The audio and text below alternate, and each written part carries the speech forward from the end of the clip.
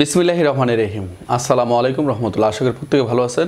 আজকে আমরা আলোচনা পর্ব হচ্ছে সাক্ষ্য আইনের খুবই গুরুত্বপূর্ণ MCQ পর্ব 48-এ কিছু গুরুত্বপূর্ণ MCQ আপনার সামনে উপস্থাপন করতে যাচ্ছি। আশা করি সেই সাথে থাকবেন।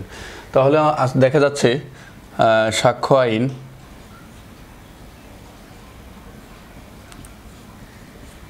সাক্ষ্য আইন 1872। তাহলে আমরা প্রথমে খেয়াল করি, মামলায় বা মোকদ্দমায় মামলা কোনো পক্ষই সাক্ষ্য হাজির না করলে যে পক্ষ মামলার হারবে বা ঠকবে তার দায়িত্ব বিরোধী বিষয়বস্তু প্রমাণ করার দায়িত্ব কার? অর্থাৎ মামলার বা কোনো মোকদ্দমা কোনো পক্ষ যখন সাক্ষী হাজির না হয়, অর্থাৎ যে পক্ষ মামলার ঠকবে তারই দায়িত্ব বিরোধী বিষয়বস্তু প্রমাণ করবে। তাহলে আমরা এটা কোন ধারায় জানি? 102, 101, 104, 105। আমরা জানি কত? 102। সাক্ষ্য আইনের 101 ধারার বিষয়বস্তু হিসেবে নিচের কোনটি সঠিক? জেরার নিয়ম, সাক্ষীর সংখ্যা, পুরাতন দলিল, প্রমাণের দায়িত্ব। তাহলে আমরা খেয়াল রাখতে হবে, এই সাক্ষ্য আইনের থেকে মোটামুটি আমরা যে বিষয় ঘুরে ফিরিয়ে আলোচনা করছি, আশা করি আপনারা এই ধারাগুলো মোটামুটি ভালো করে পড়ে নেবেন।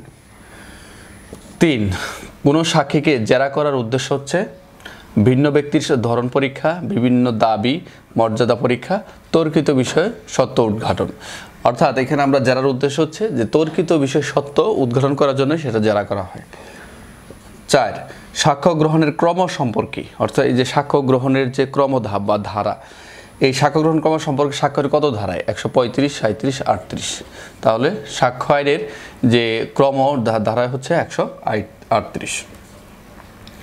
নিজ সাক্ষীকে জেরা করাকেই সাক্ষ্য আইনে কী বলে? অবৈরী সাক্ষী, স্ববৈরী সাক্ষী এবং বৈরী সাক্ষী। তাহলে নিজ সাক্ষীকে জেরা করাকে কি বলা হচ্ছে? বৈরী সাক্ষী, অর্থাৎ আমরা জানি শত্রু সাক্ষী। 6, কোনো সুনির্দিষ্ট তথ্য প্রমাণের দায়িত্ব বিষয়ক ধারা কোনটি? যদি সুনির্দিষ্ট কোনো কিছু আমরা প্রমাণ করতে চাই, 101, 104, 103, অর্থাৎ সুনির্দিষ্ট চুরির দায়ে অভিযুক্ত হলেন, এই সুনির্দিষ্ট তথ্য যে প্রমাণের দায়িত্ব হচ্ছে 103 ধারা। 7, ফৌজদারি কার্যবিধি 403 ধারার নিম্নবর্ণিত সাক্ষ্য আইনের ধারণগত মিল রয়েছে। এই ফৌজদারি কার্যবিধি 403-এর সাথে সাক্ষ্য আইনের কত মিল রয়েছে? 33, 40, 49। তাহলে রয়েছে কি? 40। অর্থাৎ পূর্ববর্তী সাক্ষ্য এই 40-এর সাথে 403-এর সাথে 40-এর কী রয়েছে? স্বাক্ষরের মিল রয়েছে। অর্থাৎ এই 40 ধারা হচ্ছে প্রাসঙ্গিক, যেখানে দ্বিতীয় মামলার অর্থাৎ দ্বিতীয় মামলা বিচার নিষিদ্ধ করার জন্য যে রায় যেটা প্রাসঙ্গিক হয়। তাহলে আমরা খুব সহজে মোটামুটি 7টি MCQ দেখলাম। আমরা আরেকবার রিপিট করি। তাহলে প্রথমে দেখা যাচ্ছে, মামলায় কোনো পক্ষ সাক্ষী হাজির না করলে যে পক্ষ মামলা ঠকিবে তার দায়িত্ব হচ্ছে আমরা পেয়েছি 102 ধারায়। সাক্ষ্য আইনের 101 ধারায় বিষয়বস্তুর নিচের কোনটি সঠিক? আমরা পেয়েছি প্রমাণের 101-এ বলা হচ্ছে প্রমাণের দায়িত্ব। 3-এ বলা হচ্ছে কোনো সাক্ষীকে জেরা করার উদ্দেশ্য হচ্ছে কি? তর্কিত বিষয় উদ্ঘাটন করা। 4-এ বলা হচ্ছে সাক্ষ্য গ্রহণের ক্রম সম্পর্কে সাক্ষ্য নিয়ে কত ধারায় বলা হচ্ছিল? 138। 5 নম্বরে বলেছে নিজ সাক্ষীকে জেরা করার সাক্ষ্য আইনে কী বলা হচ্ছে? বৈরী সাক্ষী। 6 নম্বর বলা হচ্ছে কোনো সুনির্দিষ্ট তথ্য প্রমাণের দায়িত্ব বিষয়ক ধারা কোনটি? 103 ধারা।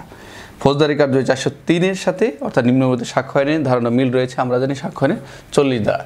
তাহলে মোটামুটি যে এই MCQ পর্ব 48-এ সাক্ষ্য আইন 1872 সালের মোটামুটি যে আমরা পর্যায়ক্রমে অর্থাৎ ধারাগুলোই মোটামুটি একই বিষয়গুলোই মোটামুটি ঘুরিয়ে ফিরে আলোচনা করছি। আশা করি মোটামুটি আপনাদের ভালো লাগবে এবং মোটামুটি পরীক্ষার আগ পর্যন্ত আমরা MCQ আলোচনা করে যাব। আশা করি সেই সাথেই থাকবেন।